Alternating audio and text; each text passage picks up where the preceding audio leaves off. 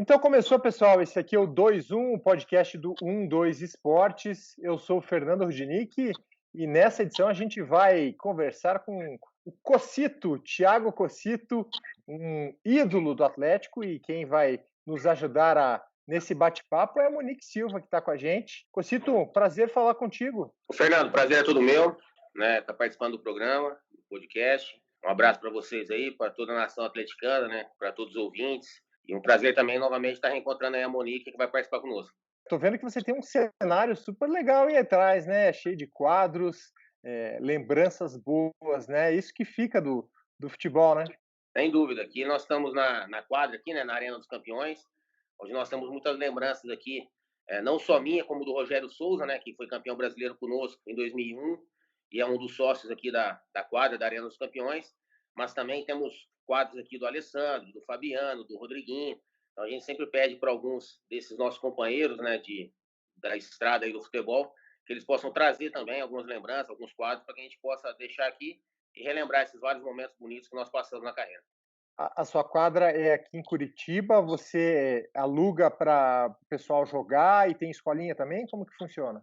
Exato, na quadra nós temos uma quadra coberta e fechada, né, que é de sintético, onde fazemos a locação, e temos também a Escola Furacão Cocito e Rogério Souza, né? E na quadra que atendemos meninos de 4 a 17 anos, meninos e meninas. E na quadra onde que era uma quadra de sintético aberta, nós transformamos em 4 quadras de areia. Então também tem os esportes de areia, não só o futebol, como o beach tênis, voleibol. Fazemos também o personal, né, o pessoal das aulas de personal, de cross trainer aí. Então é bem bacana, um espaço bem legal. Acho que a Monique vai se arriscar no futevôlei lá, né, Monique? Olha, a gente tenta, né, não quer dizer que a gente seja craque, bem longe disso, né, eu fiz uma lesão meio séria no tornozelo, mas eu tô querendo muito fazer uma aula lá na quadra aí do Cocito pra ver como é que eu me saio aí, tô bem curiosa, quando puder, né. Você gosta do futevôlei, Eu Cocito? vou te falar uma coisa, cara. Eu voltei a jogar o ano passado, assim, né? A última vez que eu havia jogado foi quando eu joguei no Rio de Janeiro, onde lá, né, todo mundo frequenta muito a praia e pratica os esportes de areia. Foi em 2009 quando eu atuei no Boa Vista. Depois eu fiquei um tempo sem jogar e voltei o ano passado, até convidado aí pelo Rogério Souza, que começou a jogar com a rapaziada aqui em Curitiba. E realmente é um esporte viciante, cara. Então, assim, às vezes, quantas vezes que eu não vou jogar, às vezes estou com meu joelho também baleado, né, meu tornozelo, e tomo aquele inflamatório para poder brincar, para pelo menos não passar vergonha, né? E tô evoluindo, tô melhorando aos pouquinhos aí. Muito gostoso. É divertido, né? Divertido demais. Ô, Cocito, quanto tempo já do fim da carreira, da aposentadoria? Eu encerrei minha carreira em 2009 no Vila Nova de Goiás, né? Então, já fazem praticamente, já fazem 11 anos, né? Praticamente para 12 anos aí de aposentadoria. Bom, parece que foi ontem, né, cara? A gente, desde quando eu parei também de jogar, não parei de estar produzindo, de fazer alguma coisa. Comecei, lógico, a dar um pouco mais de atenção para a família, para quem ficou de quem eu fiquei tão ausente, né, durante o período de atleta. Mas daí retornei, né, ao futebol, ajudei lá meu pai no Batatais Futebol Clube em 2013, quando nós conseguimos o acesso para a Série A2 do Paulista. Depois, quando eu retorno a Curitiba, né, abrimos a quadra aqui, temos contato aqui com o pessoal, não só nas locações como na escolinha, e depois retornei ao Atlético Paranaense, né? Então, assim, o futebol realmente ele tá no sangue, né? A gente não consegue ficar longe e é uma paixão realmente muito grande. Inclusive, até comecei a fazer um curso também de executivo do futebol para a gente estar sempre se atualizando e se capacitando. Falando em estar no sangue o futebol, né, Cocito, para quem não sabe, o seu pai foi jogador, né, foi volante, o Moisés José Cocito, que jogou no Santos no início dos anos 60, nada mais, nada menos que do lado do Pelé. Se eu não me engano, ele foi companheiro do Pelé em 2 ocasiões, né, no Baquinho de Bauru e depois no Santos. Aí depois o seu pai virou delegado, ou seja, não é todo mundo que sabe essa história, né? É, bem isso. Meu pai, na verdade, ele começou lá no BAC, né, em Bauru. Até diga-se de passagem, naquele momento, meu pai ele era o 10 e o Pelé era o 8.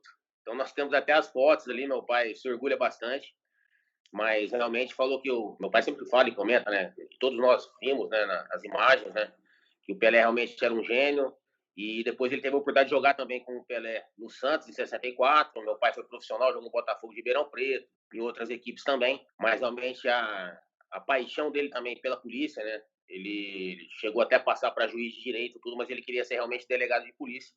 e aí ele seguiu esse rumo, né? E o futebol realmente, mas jamais saiu também, né? É apaixonante, jamais saiu do sangue dele, tanto é que ele foi presidente lá no Batatais Futebol Clube, em 3 mandatos, né? Conseguindo 2 acessos, da B para 3 e depois da 3 para 2, onde eu pude participar e contribuir um pouco nessa campanha lá em 2013.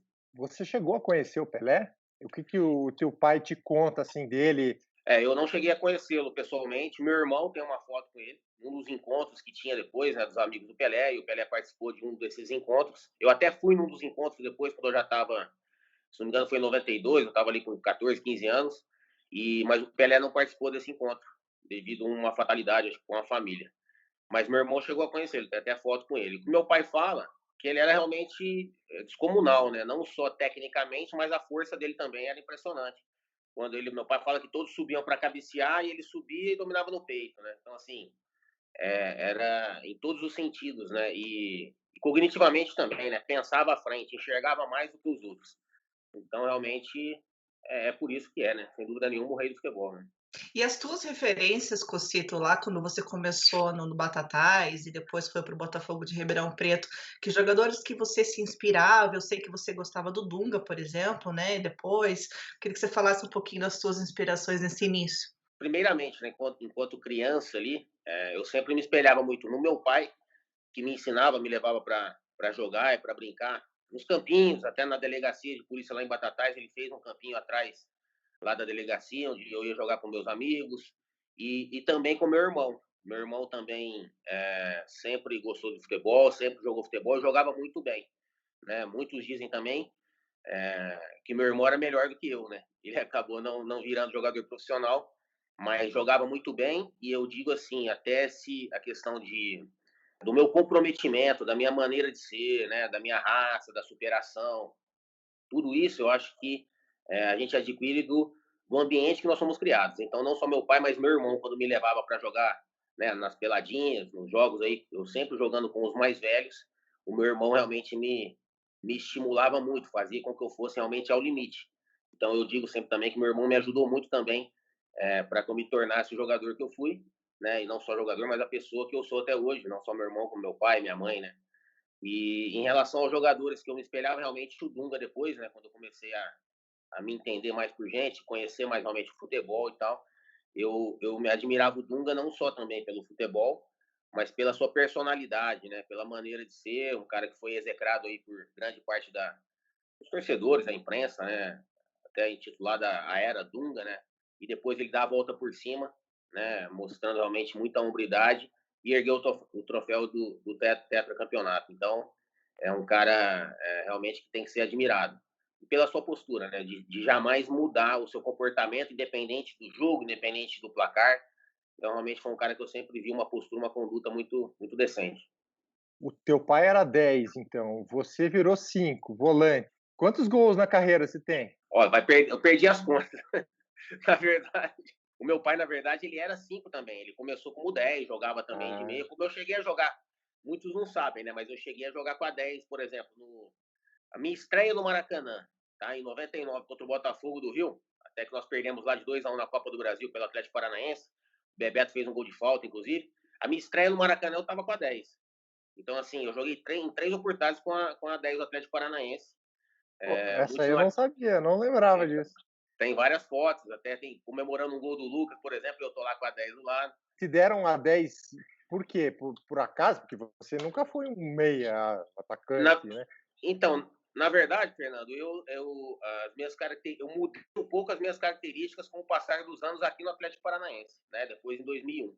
Mas quando eu chego lá no Botafogo de Ribeirão Preto, por exemplo, eu sempre chegava à frente para finalizar em gol. Meus passes sempre, na grande maioria, eu sempre tentava verticalizar sempre os passes. Chegava sempre 3, 4 ou 5 vezes durante os jogos na linha de fundo para fazendo ultrapassagem com o lateral para fazer cruzamento na área.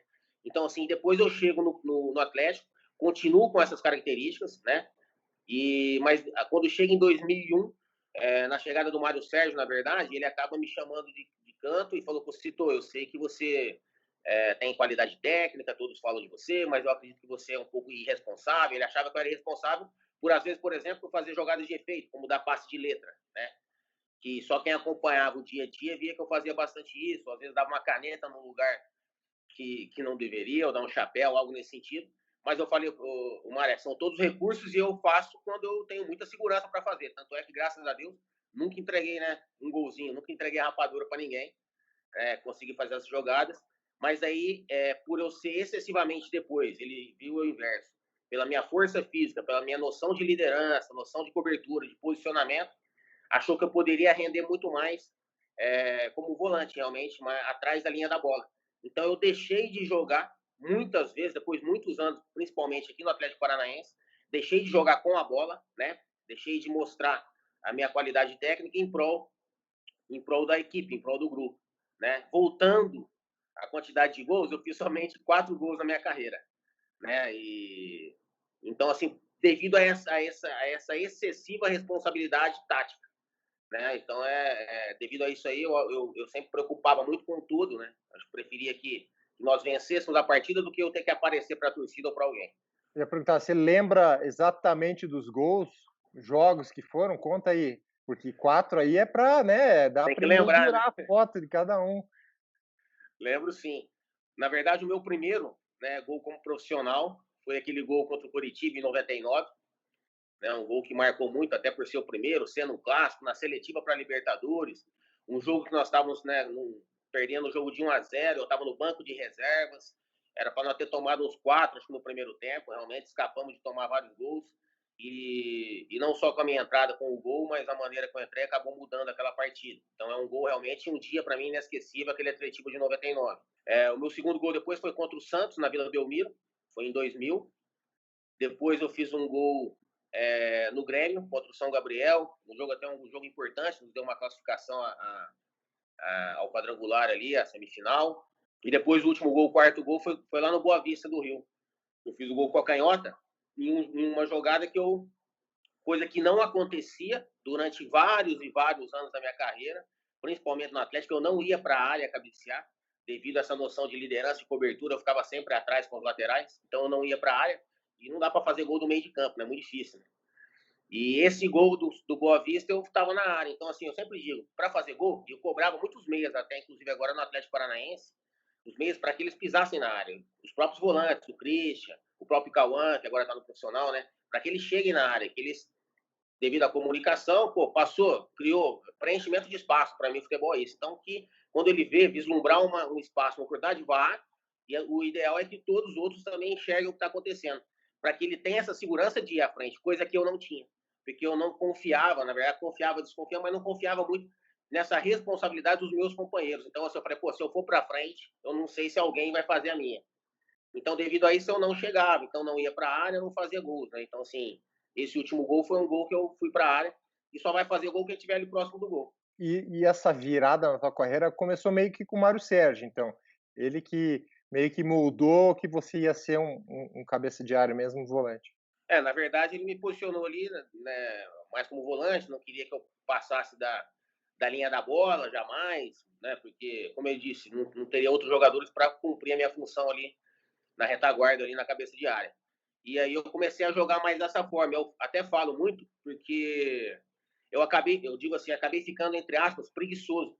Eu digo assim, porque você se condiciona a fazer uma movimentação, né, que você fica mais preso. Então, depois, para que eu voltasse a fazer aquela o box-to-box que todos dizem hoje, eu teria total condição de fazer.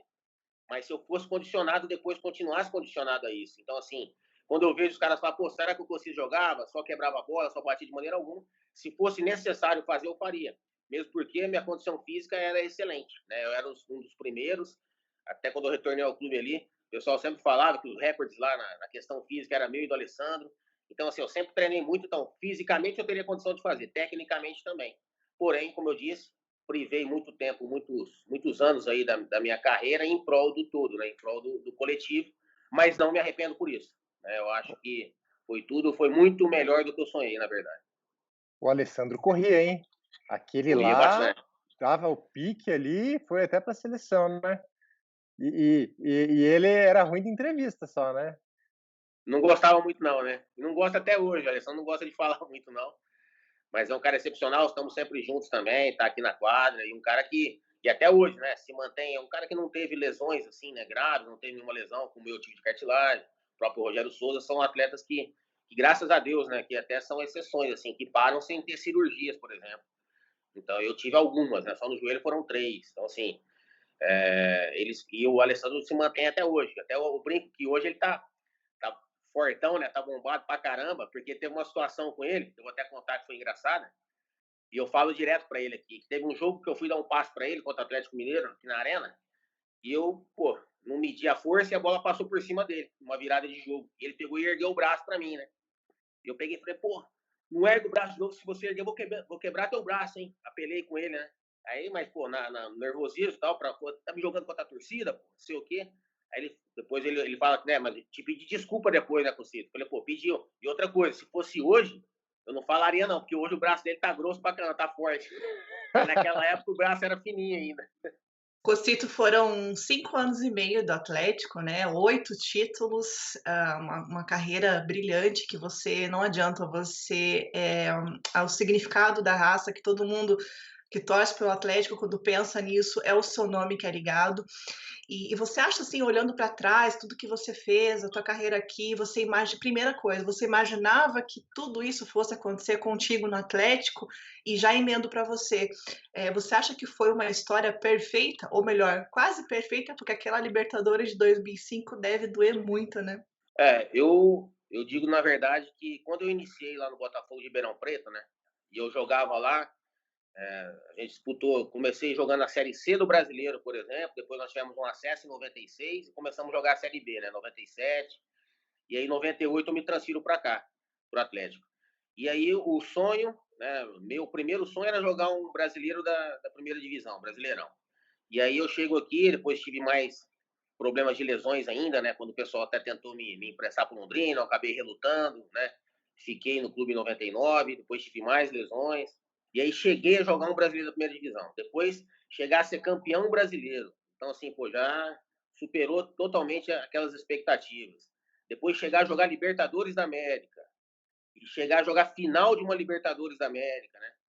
Então, assim, eu digo que nós temos tudo que merecemos, né? Seja de bom, seja de ruim. Né? Eu acredito muito nisso, a partir do nosso sacrifício, da nossa luta, das nossas renúncias, das nossas escolhas, nós temos todos nós, né? Nós temos o que merecemos.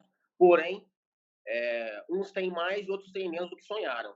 Eu tive muito mais do que sonhei, né? Não só em relação aos títulos, mas em relação à minha família, por exemplo, também, que eu constituí, que é maravilhosa. Então, assim, meus filhos, minha esposa, eu só tenho realmente a agradecer, porque eu sempre digo, né? Eu acho que gratidão é o maior valor do ser humano. Sempre digo, já visto no meu WhatsApp, está escrito ali a mensagem, né? Só merece quem agradece. Eu acho que nós só temos realmente a agradecer e eu sou muito grato por tudo que vivi no futebol, pelas pessoas que conheci, pela família que constituí, não, pelos títulos, pelas derrotas que me fizeram crescer muito, né, e evoluir bastante, né? Eu acredito que nas dificuldades a gente acaba aprendendo ainda mais, né, que são os momentos que você ainda mais conhece ainda mais quem está ao seu lado, né? Porque quando as coisas estão dando tudo certo, é muito fácil, né? Só alegria e só sorriso, mas nós temos que saber que tem muitos espinhos aí, muitos infortúnios aí no dia a dia nosso. Então, assim, eu só tenho realmente a agradecer. Eu tive realmente muito mais do que eu sonhei também no futebol, né? E a grande frustração que eu digo sempre, né? Que eu não gosto de citar muito, mas eu cito como frustração porque era algo atingível, né? Era algo alcançável, aquela Libertadores, principalmente porque nós não jogamos o primeiro jogo na Arena, né? Então, assim, nós não somos adivinhos, né? Eu até brinco, ninguém é mãe de Ná aqui, né? Para adivinhar o que aconteceria, mas eu tenho certeza que seria diferente. Então, nós estaremos aqui ao lado da nossa torcida, do nosso caldeirão.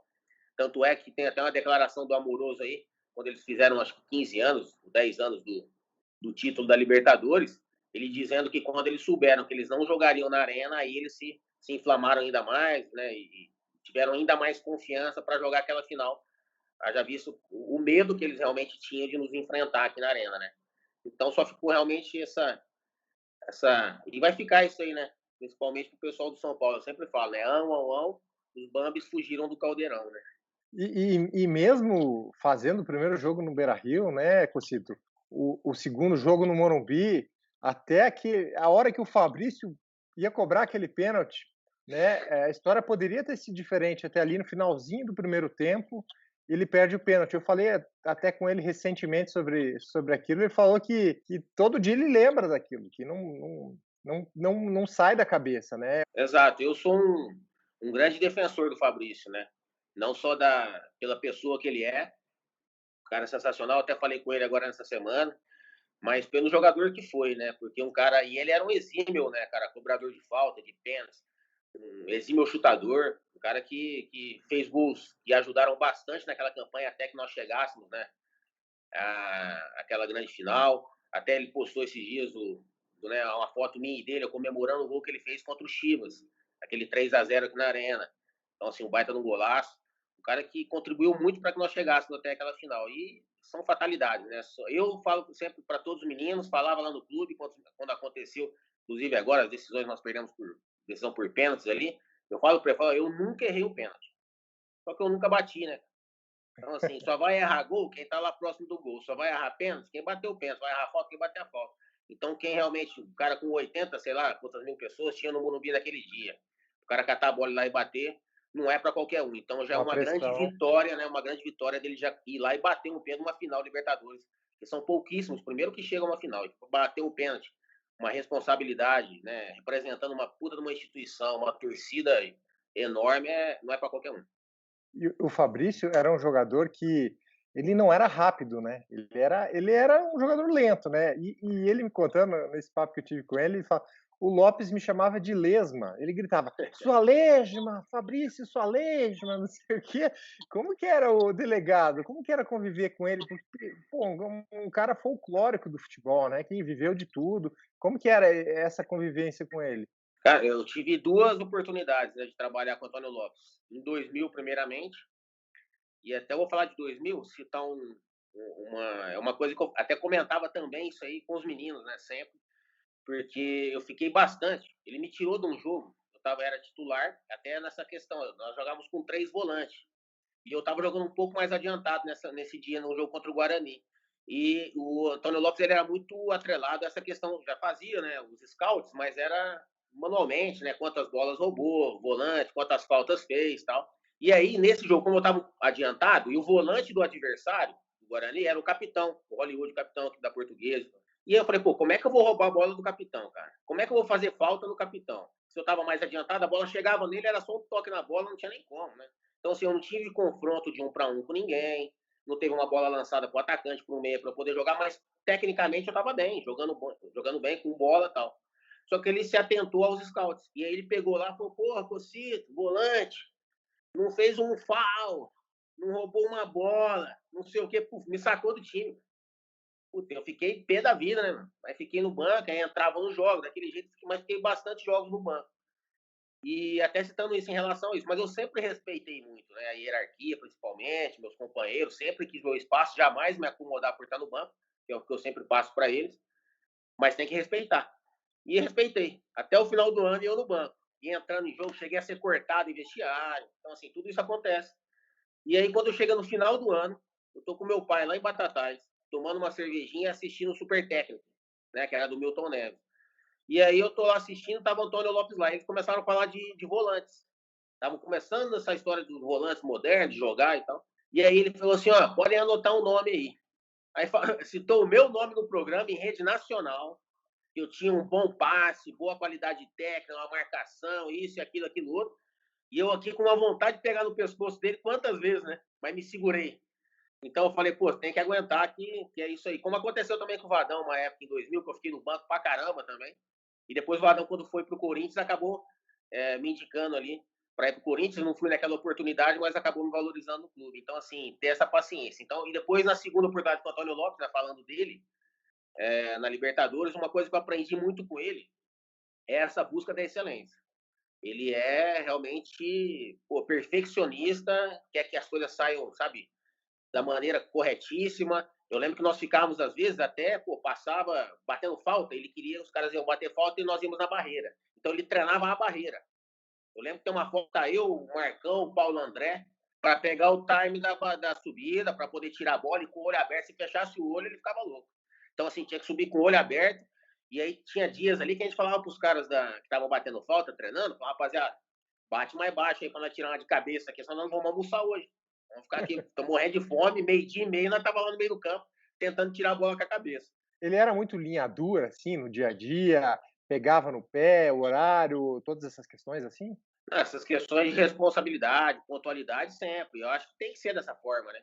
E às vezes, quantas vezes que ele não pegar, pô, acho que o jogador é duro, não gosta, o cara vai lá e pega no teu braço, né? Assim, mas quantas vezes ele vinha para me posicionar, ou em outros todos, né? Pô, pegava no braço da gente, é aqui que você tem que vir aqui, para estar aqui, daquele jeito dele lá, mas assim, pensando no bem de todos, né, cara? Então, assim, eu acho que é da maneira que tem que ser, eu acho que cada um tem a sua particularidade, e sem dúvida nenhuma aprendi muito, mas era um cara que muito alegre, brincalhão, né? Encontrei ele, se não me engano, foi o ano passado que ele veio até, estava com a sua esposa, com a dona Elza, né? Se não me engano, veio na arena aí até teve um evento, a gente estava fazendo ali, ele veio também participar ali, então foi um prazer muito grande reencontrá-lo e saber que ele está bem.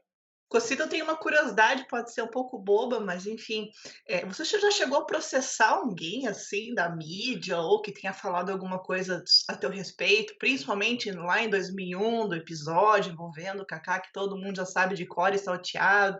Até esses dias eu escutei um podcast que você se refere à escorregada, que foi a melhor escorregada que você deu na carreira, enfim, mas a gente sabe que você sofreu demais com o episódio, a sua família mais ainda, é uma coisa que te emociona, que te marcou, não adianta. Mas é uma curiosidade, você chegou a processar alguém por ter falado alguma coisa a seu respeito? Não, jamais processei alguém e até já pensei algumas vezes, não só nessas questões, como agora há pouco tempo também, quando teve uma declaração, após eu dar uma postagem no Instagram, né?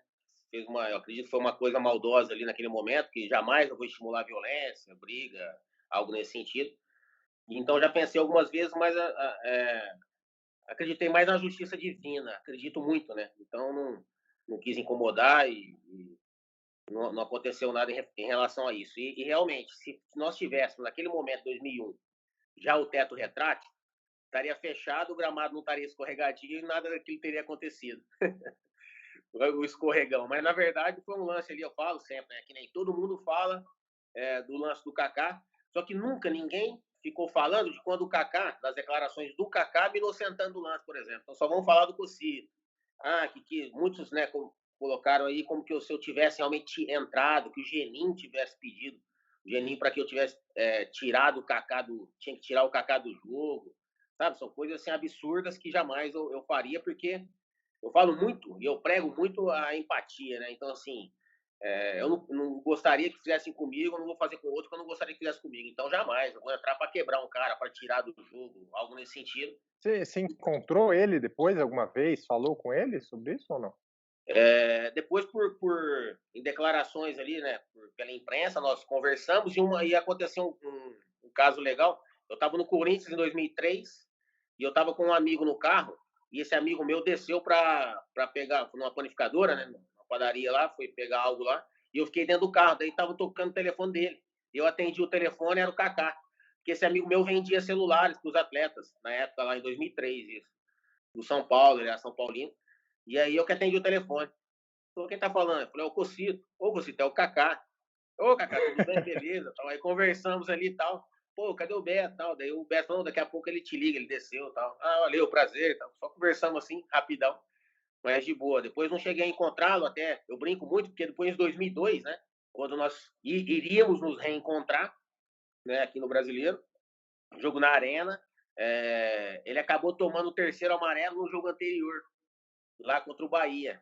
E até todo mundo começou depois brincando e tal, e a gente brinca, pô, ele forçou lá, né? Tomou o terceiro para não vir me encontrar de volta aqui na arena. Mas não cheguei depois a encontrá-lo, pessoalmente. De 2017 até 2021 que você esteve trabalhando no Atlético, você viu vários elencos, muitos jogadores, alguns ainda permanecem no clube. Quem você vê como seu, entre aspas, sucessor no Atlético? Por exemplo, com um sinônimo também de raça, de entrega, de determinação. Eu li que você disse do Thiago Heleno, que inclusive continua no clube, a torcida gosta, porque é aquele jogador que também não tem bola perdida, que se dedica mesmo. Seria ele mesmo? Quais jogadores que você vê hoje nesse elenco que tem características suas um pouco? Bom, o Thiago Heleno para mim é uma unanimidade. Eu já era fã dele antes de retornar ao clube, né? Até tem declarações minhas na época me perguntando quem que era quem que é a cara do Atlético na Libertadores. Então, tem uma declaração minha, se não me engano, foi 2015, não lembro agora, falando que era o Thiago Heleno. Então, sem dúvida nenhuma, ele é um cara que internaliza, né, toda essa cultura do clube, a tradição, os quatro ventos, né? Um cara realmente que transmite isso aí, né, para os demais. Então é um cara realmente que eu admiro muito. E dos jovens ali que vem surgindo, eu já falei muitas vezes do Cauã, o próprio Christian, né, que eu conversava bastante com eles, são atletas que eu vejo com grande potencial. Também o Cauã tem uma liderança muito grande, um cara comunicativo, né? O próprio Luan agora também surgindo, Luan Patrick.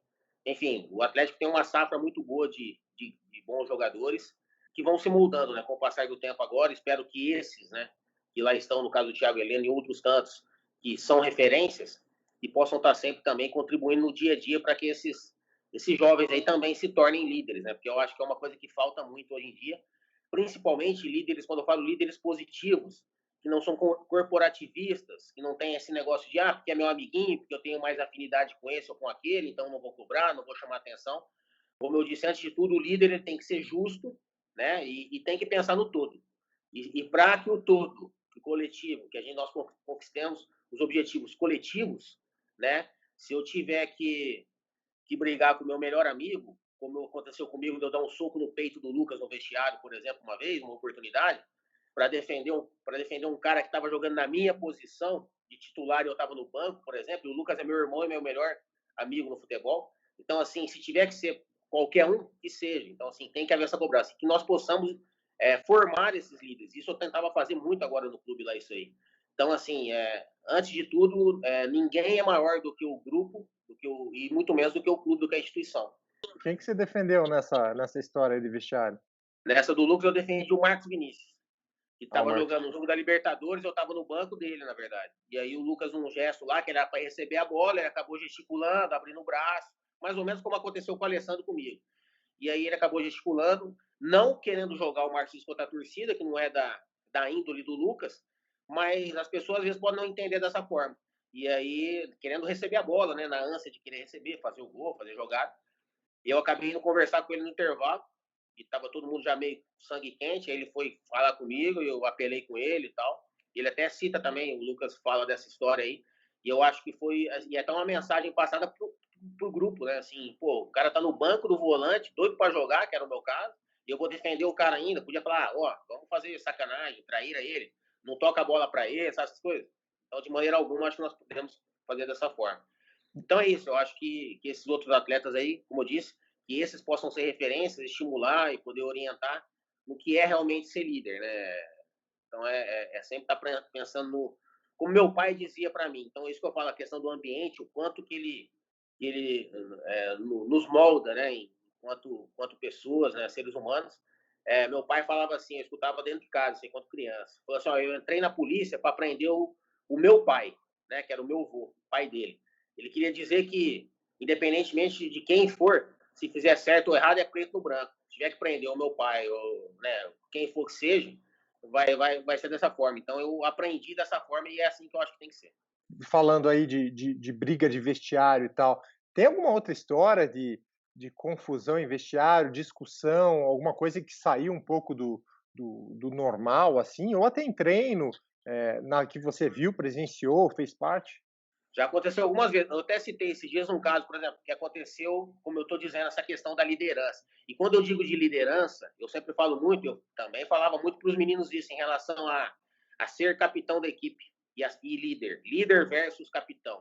Eu digo que para ser capitão, obrigatoriamente, os treinadores têm que escolher um cara que é líder, que é exemplo, né? De conduta, de postura, que tem essa liderança positiva, que não tem esse ou aquele, que seja justo, né? Mas para ser líder, não necessariamente você tem que usar a faixa de capitão.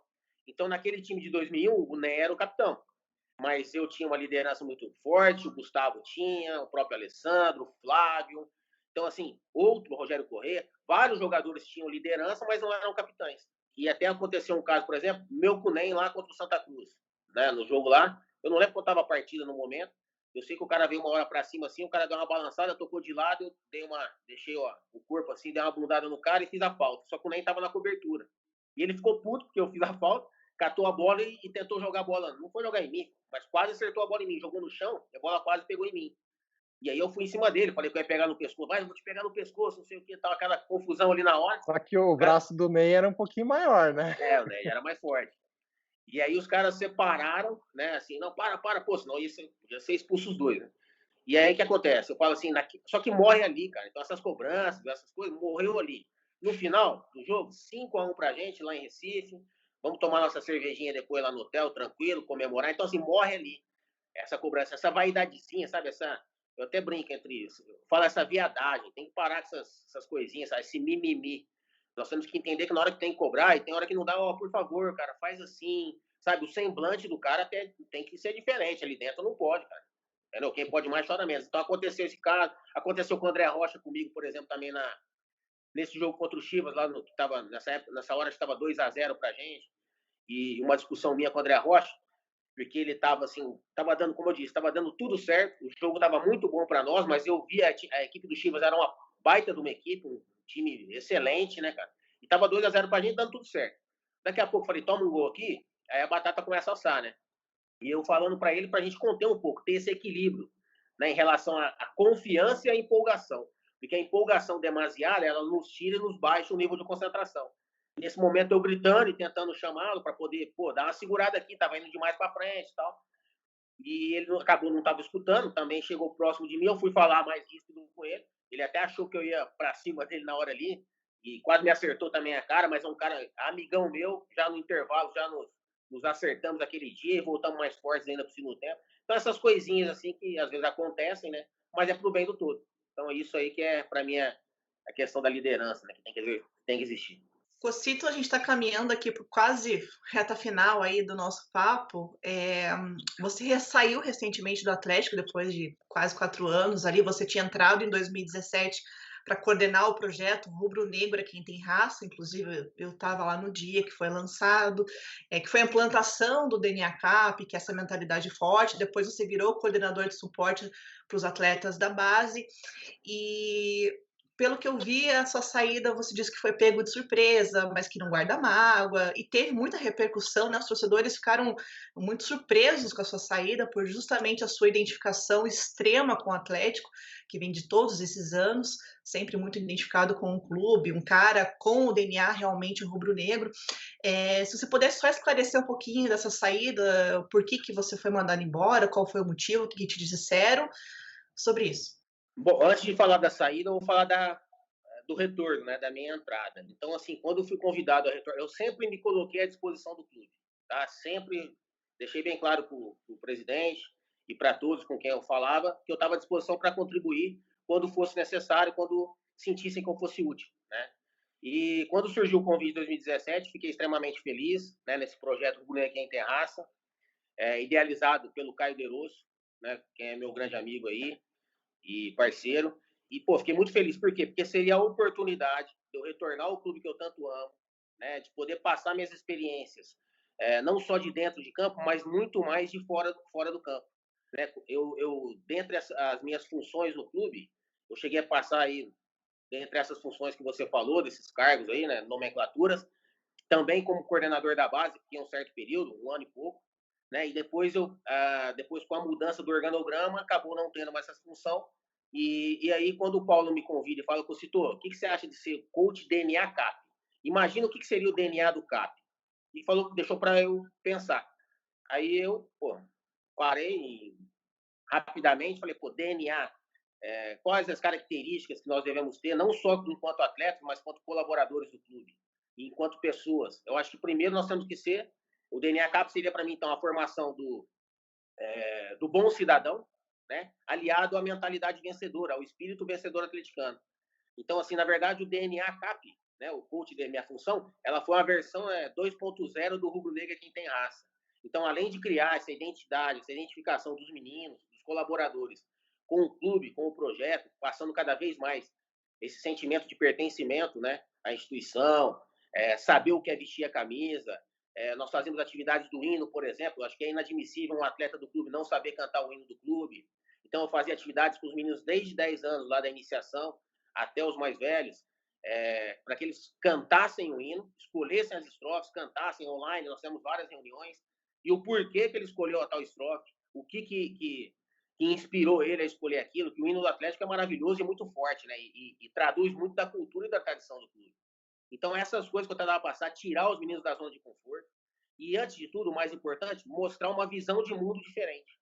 Porque as pessoas, infelizmente, né, não só fazem isso com os jogadores, mas com todas as pessoas públicas. Colocam, às vezes, essas pessoas num outro patamar, como se elas fossem melhores ou diferentes do que os demais. Então, a grande preocupação, né, minha é sempre em mostrar para os meninos uma visão de mundo diferente, né? Não nessa visão de mundo colocando os atletas dentro de uma bolha, blindados, né? Eu acho que nós temos que mostrar, eu sempre tentava mostrar a eles que nós somos todos iguais. Inclusive, eu brincava e sempre falava que quando eles achassem alguém que fizesse o número 2 cheiroso, que eles pudessem me apresentar, porque até então não apareceu essa pessoa, independentemente do status, da questão financeira, né, da fama, não tem essa pessoa. Então, e até dizia sempre que quando alguém se aproximasse deles, os deixando dessa forma, olhando eles de maneira diferente, que eles pudessem colocar essa pessoa, né, no mesmo, na horizontal, né, ao seu lado aí, mostrando que nós não somos diferentes de ninguém. Mas sim, aproveitar toda essa visibilidade, aproveitar toda essa exposição que nós, né, enquanto atletas aí, temos, né? Nós sabemos que quanto mais, isso eu falava para eles, principalmente da categoria sub-20 já para transição, quanto maior aumenta a sua idade, mais vai chegando nas categorias de cima, mais aumenta a responsabilidade, né? Devido à visibilidade e à exposição. Porém, vai se aumentando também a oportunidade de influenciar as pessoas, de fazer com que essas pessoas olhem também esse mundo de maneira diferente. Eu sempre tentei passar muito isso a eles. E então, assim, eu sei que eu consegui plantar, né, uma sementinha no coração deles e em relação a vários desses pilares. Tem um caso que eu cito, por exemplo, do Dourado, que é um menino, o Leonardo Dourado, que jogou o Brasil Sub-17, ele é 2004. Então, assim, o que me felicita muito, o que me deixou orgulhoso, foi que ele, durante a pandemia, o ano passado, por exemplo, ele me manda uma mensagem, primeiro pediu a colaboração minha, fazendo um vídeo, né, numa ação solidária que ele ia fazer, arrecadando alimentos na cidade dele, lá em Dourados, Mato Grosso. E eu fiz o vídeo e depois, posteriormente, ele me mandou uma mensagem me agradecendo, porque ele disse que sem eu ter plantado essa sementinha, que eu fui muito importante por ter plantado, na verdade, essa semente de solidariedade no coração dele. Ele ajudou, ele conseguiu arrecadar, juntamente com outras pessoas, 1 tonelada de alimentos. Né? Então, assim, o que eu falei para ele que essa solidariedade, ela gera gratidão, né? E, consequentemente, a gratidão, ela gera solidariedade, que essas pessoas que haviam recebido esse gesto, elas com certeza se sentiriam gratas e ajudariam outras pessoas com o pouco que elas tinham, e quando elas tivessem condições melhores, sem dúvida nenhuma, continuarem ajudando. Eu acho que essa corrente do bem é que nós temos que estar sempre estimulando. Isso eu faço hoje na quadra, na minha escolinha aqui, por exemplo, com os meninos. Então, independentemente de onde nós estejamos, do cargo ou função, nós sempre podemos ajudar alguém. Isso, por exemplo, é um motivo que me deixou muito orgulhoso.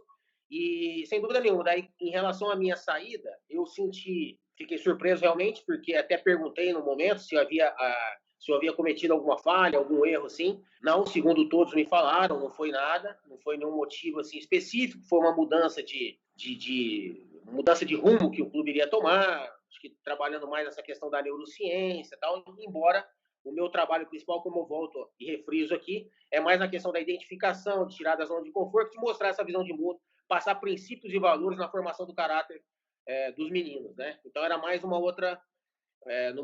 outro sentido. E fiquei triste, sem dúvida nenhuma, no primeiro momento, né? A partir de que fui comunicado, né, da minha saída, porque realmente eu me doava de corpo e alma, cara, de domingo a domingo, de segunda a segunda ali, que sem ter problema com festa, porque para mim, sempre disse a eles, é um privilégio estar trabalhando no clube, né? Como eu disse, poder retribuir o tanto que o clube já me deu também. E as pessoas, né? O mundo, tanto que Deus me proporcionou de bênçãos, para que eu possa, né, usar da minha saúde, da minha capacidade, e poder passar um pouquinho disso, transmitir para frente. Então, eu fiquei triste no primeiro momento, mas no outro dia, cara, fiquei feliz, né, até meio antagônico falar, porque o tanto de mensagem que eu recebi dos próprios atletas, dos pais dos atletas, dos empresários, dos colaboradores. Então, assim, se às vezes se eu tivesse saído devido a uma doença ou devido a Deus me livre, a uma fatalidade, né, de não poder escutar e receber todo esse carinho que eu recebi. Então, acho que foi o encerramento de um ciclo, né? Acredito que a minha história no clube não terminou, né? Eu estou sempre, como eu disse, vai ver como eu disse no começo da minha entrada, né? Que eu sempre me deixei à disposição para que quando eu fosse útil poder ajudar. E acredito que nesse momento, né, pode ser que eu não estivesse, né, sendo tão útil assim quanto eu esperava estar sendo. Mas com certeza me coloco sempre à disposição do clube, estarei sempre à disposição para poder retornar, quem sabe, no futuro próximo aí, continuar esse trabalho, que eu fiquei muito triste também, porque eu vinha fazendo trabalho com os mais jovens, né, com a iniciação. Então, assim, eu acho que quando você vai moldando desde o início, né, na formação ali na sua adolescência, as coisas tendem a ter um fruto mais produtivo, né? Mas foi isso. Eu só tenho, na verdade, que agradecer, porque o crescimento, o tanto que eu sei que eu contribuí, mas o tanto que contribuíram comigo, o tanto que eu aprendi, desde os mais jovens ali até os mais velhos, e com todos os colaboradores ali, todos contribuíram muito com o meu crescimento, com a minha evolução. E eu acho que é inegável, né, Cocito, que você deixou um legado, né? Eu acho que essa palavra é a que mais define enquanto você, como jogador do clube e como profissional depois, né, funcionário. Sem dúvida, eu falava muito para eles isso aí. Eu tenho muito isso, né, nas minhas falas e dentro de mim, na verdade, que eu falo muito em propósito, né? E a partir do propósito por que fazemos o que fazemos, né? Qual que é o objetivo de tudo que nós façamos? Eu sempre falava para eles, uma postagem que eles fossem fazer no Instagram, né? Porque eles queriam reconhecimento de quem? Qual que é o reconhecimento mais importante? Será que são dos homens ou será que é de Deus? Então, assim, eu sempre passava muito isso a ele porque, que eu falei, dessa vida, né, nós não levamos nada, né, a gente brinca e fala isso. Só que nós temos a obrigação de deixar algo, que é o legado, que é algo e que nós possamos deixar um legado positivo, né, algo que realmente transcenda para outras gerações, que faça realmente esse mundo melhor. E o mundo que vão viver os filhos deles, os netos deles, né, as gerações posteriores. Então, eu sempre falava muito com eles isso aí. E como eu disse, eu sei que nós não conseguimos atingir a todos, né? Mas eu sei que eu atingi a grande parte. Eu acho, assim, se você conseguir mudar um, né? Como meu filho me disse um dia, você já mudou o mundo. Porque esse um, consequentemente, vai fazer para outro e assim sucessivamente.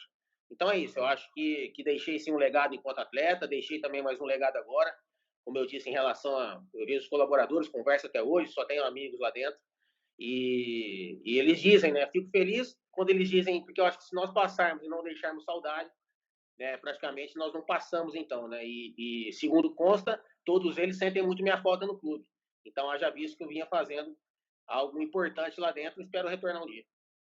Cocito, e como que é e como era a tua relação com o presidente Mário Celso Petralha? Quando você era atleta e na função também fora do campo, como dirigente ali, como que era a tua relação com ele? Ó, para te falar a verdade, eu sempre falei muito pouco com o Petralha, desde quando eu jogava, né? Às vezes participava de uma outra reunião em relação à questão de quando ele fazia as reuniões, né, naquele momento, né? Mais jovem também, ele estava mais, né, dentro do clube mais vezes, né? Mais em conjunto, assim, individualmente foram poucas vezes que eu falei com ele assim.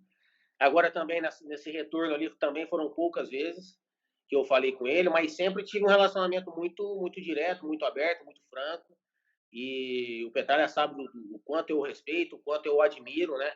Eu sempre digo e repito que é um Atlético antes do Petralha e pós-Petralha, né? Então, assim, é inegável a sua capacidade, a sua inteligência, sem dúvida nenhuma um homem visionário, né? Então, como eu disse, quando até falei com ele após o meu desligamento, agradecendo a oportunidade e parabenizando, né, por tudo que ele fez pelo clube. Eu sei que ele ainda tem mais a contribuir, mas o relacionamento sempre foi muito muito aberto, muito franco e de muita lealdade.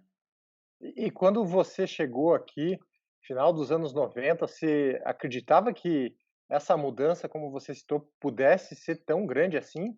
Porque naquela época o Atlético não tinha a estrutura que tem hoje, né, foi construindo a CT, a Arena, dava para acreditar que isso ia se tornar realidade? Olha, eu acho que quando eu cheguei e eu conheci já o CT, né, do Atlético, o CT do Cajuna, eu já vi que realmente o projeto ele era audacioso. Então, assim, primeiro para se montar uma equipe, você tem que ter estrutura, né, física principalmente, dar condições boas de trabalho, ter salários em dia, porque aí sim você tem credibilidade para poder trazer atletas, trazer receita para o clube através de patrocinadores, o torcedor, né, que é o nosso grande parceiro e ele vai ter muito mais credibilidade, vai acreditar mais no projeto, vai se sentir pertencente a ele.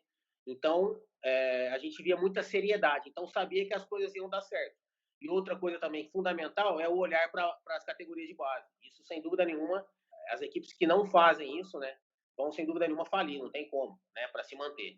E o Atlético já vinha fazendo tudo isso. Então, nós sabíamos que, num espaço de tempo, né, era médio ou longo prazo, as coisas aconteceriam, embora aconteceu até num curto prazo, né? As conquistas esportivas, na verdade, elas vieram até antes do que ele imaginava, né? Do que todos imaginavam.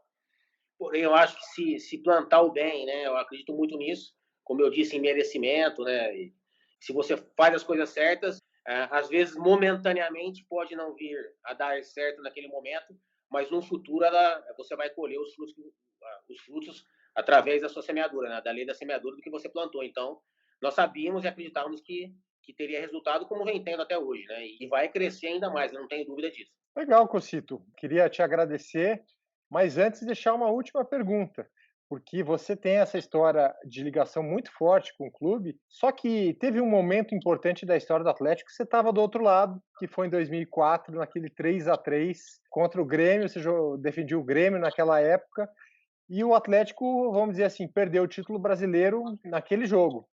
Vendo do outro lado, o que aconteceu naquele jogo? Como nós falamos anteriormente durante nosso bate-papo aqui, em relação à liderança, né?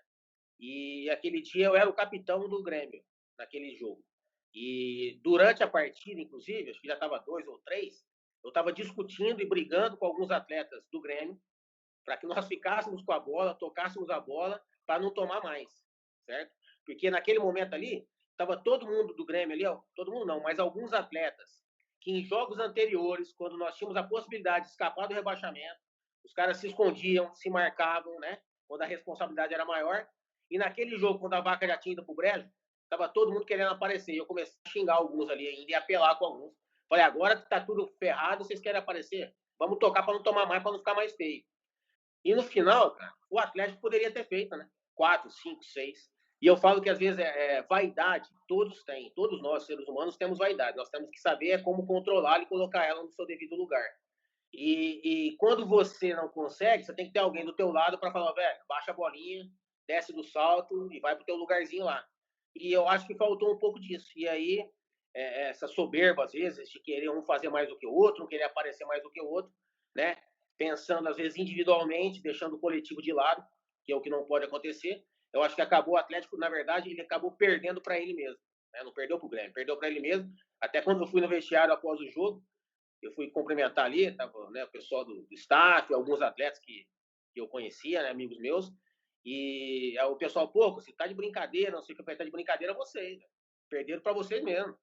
Pô, tava ali pedindo para tocar, para não tomar mais, vocês pediram para perder. Então, assim, teve o que mereceu. Como eu sempre digo aqui, a gente tem o que merece. Então, nós merecemos ser campeões de 2001, agora, recentemente, mereceu ser campeão da Sul-Americana, mereceu, porque, assim, ó, se a energia não fosse tão positiva, que transcendesse toda a atmosfera do clube, com a torcida, com tudo, aquele pênalti no segundo tempo da prorrogação, né, o cara não ia bater a bola lá na casa do chapéu onde bateu. Então, assim, eu acredito muito nessa energia, entendeu? Então, eu acho que todos têm que estar na mesma sintonia, conectados no mesmo objetivo, para que as coisas aconteçam. Naquele momento, se alguém tiver em outra sintonia, as coisas não acontecem. Então, acabou perdendo, né? O Atlético acabou perdendo em 2004 para ele mesmo. Isso que eu vi. E você, na final da Sul-Americana, no Instagram ali, você mostrou como você, né, quase teve um ataque cardíaco ali, né? Não, em várias oportunidades. Naquela hora do pênalti ali, eu vou contar esse caso aqui, que eu quase matei a minha esposa, cara, porque ela estava embaixo. Eu acabei pulando, derrubei todo mundo. Tava o Rogério Correia, Alessandro, Rogério Souza, Nem, tava todo mundo ali assistindo o jogo junto, torcendo, né? E na hora que o cara errou o pé, eu falei, agora vamos ser campeão. E eu pulei, derrubei todo mundo. A minha esposa tava ali em cima. Ela foi com a cara no vidro, rapaz, do coisa, bateu até o rosto ali e tal. Eu falei, meu Deus do céu. Você vê tamanha a loucura que a gente fica ali, lá de fora, que a gente não consegue fazer nada mais do que torcer e passar essa energia, essa vibração positiva, né? Coitada da Mirielle, gente do céu. Pois é, tadinha da Mirielle. Depois eu dei um beijinho nela aí, mas ficou tudo bem. Graças a Deus conseguimos, né, o título. Valeu, Cocito. Obrigado demais, viu?